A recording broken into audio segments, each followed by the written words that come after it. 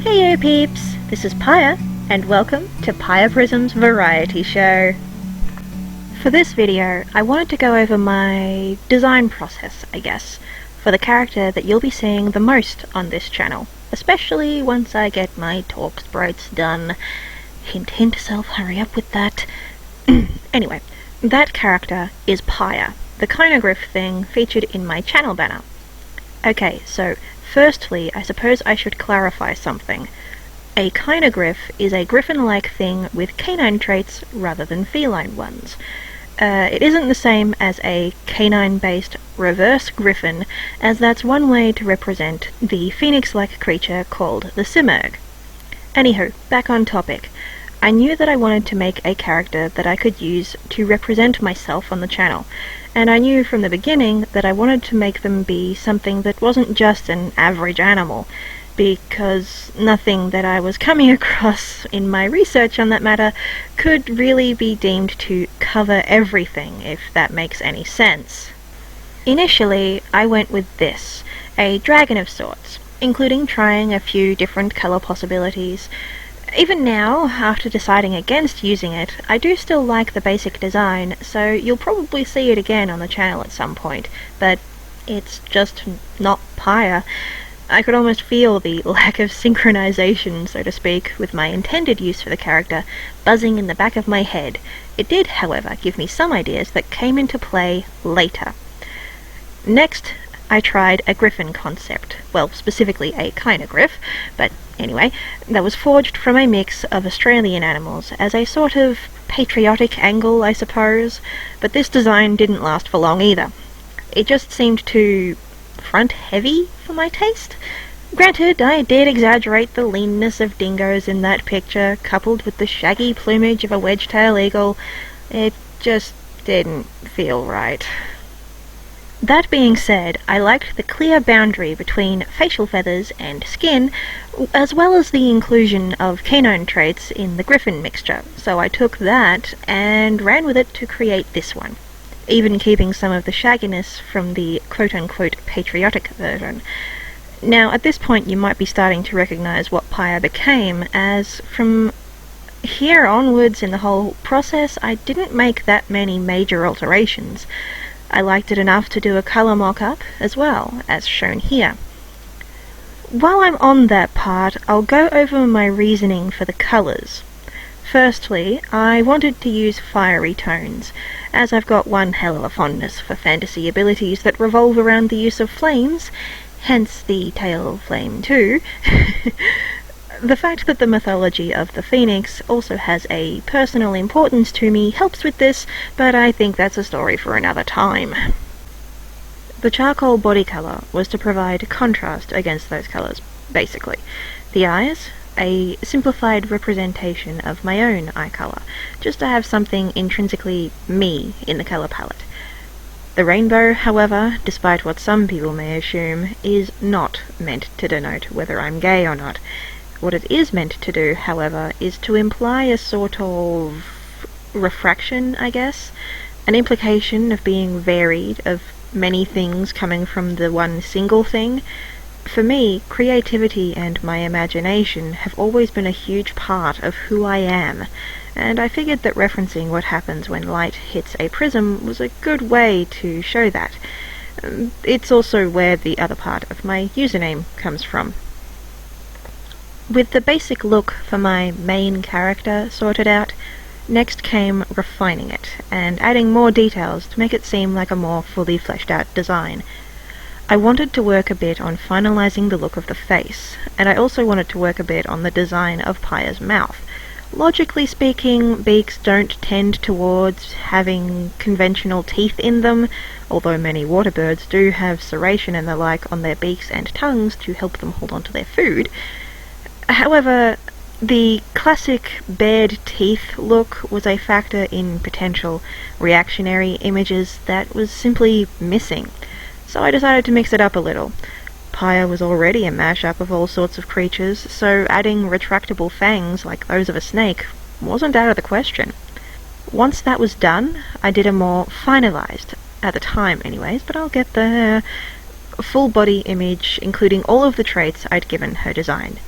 while also showcasing something of the personality type I was hoping to use her to represent. Prancy, confident, and probably at least a little bit on the fun side.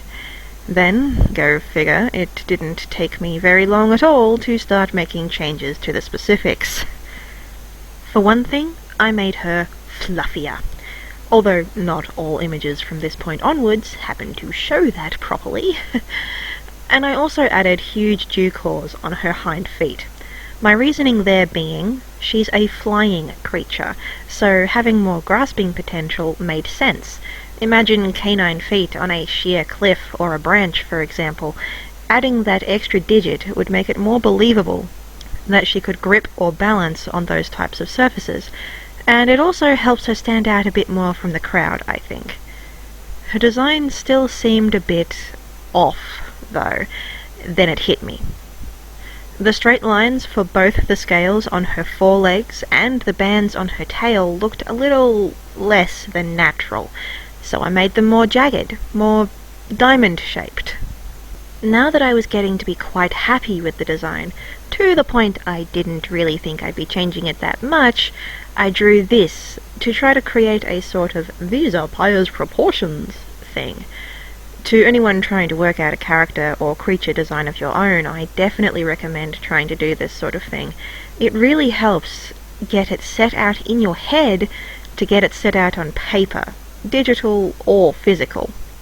Next, because I knew that I was probably going to be doing some pictures where Pyre was anthropomorphic rather than quadrupedal, I drew this to try and figure out how it may look.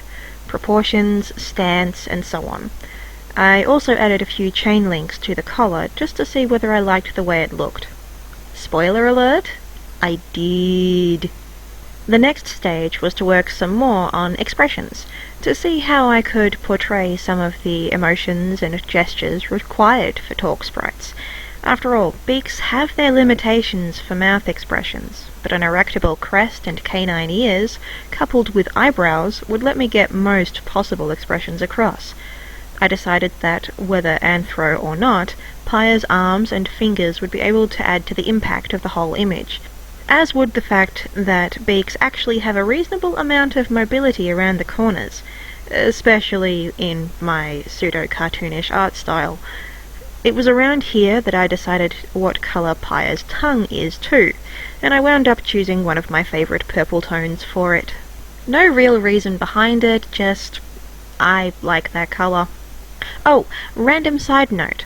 I can definitely say that there's a huge possibility that the sleeping cap and the teddy bear may wind up showing up on this channel again, if the opening for such things occurs. But, technically, that's beside the point. Anyway, this was me playing with the extremes that I could push things to for her face. However, there's still a bit more development that her design's done. In this image, I trialled removing the spare chain links from her collar again, and moved her facial feathers around a little bit. But the biggest reason for this drawing was to see how I felt about a small but actually rather important change to her tongue. You see, as you may have already heard, I have a lisp, and I came up with the awesome idea to reflect that in Pyre's design. How? Snakes hiss, so give her a forked tongue. By this point I was almost completely happy with the design, but there was one thing left to do. I needed to do a proper and good-looking image that had that new alteration, which is what this is. Then I went and tweaked her collar yet again to make it a little less bland looking, but this is the way she looks in my head, more or less anyway, and finally it was sitting perfectly with me. It was fully synchronized, so to speak. So, with that done, it was finally time to work on some official art for the character, and for my various online haunts. Banner art, for example. This was to revisit the idea of a full-body image, complete with her revamped design, and complete with her colours. I should probably explain the tail flame colour too, huh? Well, I took the purple that I'm using for her tongue, darkened the edges to make it look a little closer to the black fire idea, and, as they say, Bob's your uncle. However, while this is fine for a simple banner, I also needed a real "this is the channel" sort of piece, and that's what this is, coupled with showing exactly how that tail flame is supposed to look like, complete with a white outline. After more than 3 whole years, as that first dragon design was done in 2016, I finally had a character design that was, well, me. And me to such an extent that, while I'm not exactly a furry or anything like that, I can say that it's basically my persona. Pyre's design now feels almost alive. I guess that about sums it up though. If nothing else, other than listening to the way my brain works with this sort of thing, I want you, dear viewer, to take one thing away from this video. If you're making a character or a creature or anything really, don't give up. Just because it's taking a while or it isn't coming out the way you want it to. It will work out eventually, so long as you keep at it, even if you have to start back at the beginning. Anywho, thank you so much for watching. If you liked it, feel free to hit the like button or even subscribe to see more from yours truly. This is Pyre signing out and bidding you a fantastic day.